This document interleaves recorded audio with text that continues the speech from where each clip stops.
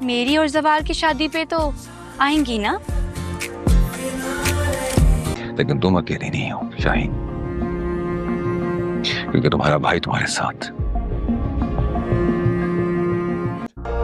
میں نے عبدل کو زبان دی ہے بیٹا، اور اس عمر میں تمہاری وجہ سے بے عزت نہیں ہونا چاہتا۔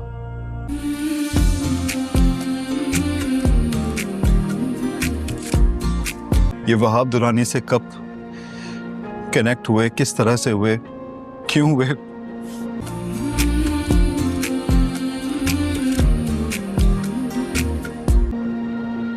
مجھے نہیں معلوم سچ۔ آپ کی عزت میرے لیے ہر عزت سے بڑھ کے ہے۔ مجھے سمجھ بھی نہیں آ رہا کہ یہ سب تم مجھے پارس جیسے ہی سنتی ہے کہ زوار شادی سے انکار کر دیتا ہے ریشم کے ساتھ، تو پارس کی تو جان میں جان آ جاتی ہے، کیونکہ پارس بھی اب زوار سے بہت زیادہ محبت کرتی ہے۔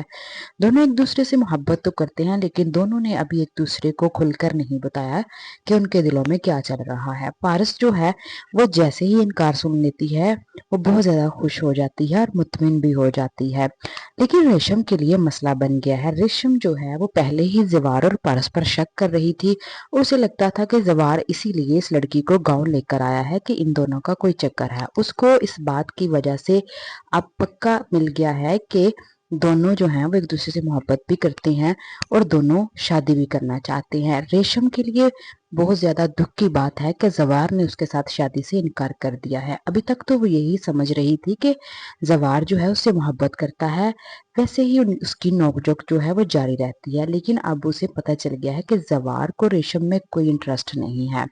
دوسری طرف مریم کا رشتہ بھی زوار کی وجہ سے خراب ہوگا، کیونکہ یہ وٹے سٹے کی شادی ہے۔ اگر ریشم کا رشتہ نہیں لیں گے تو مریم کی شادی بھی ریشم کے بھائی کے ساتھ نہیں ہوگی، اور دونوں خاندانوں میں بہت زیادہ اختلاف ہو جائے گا۔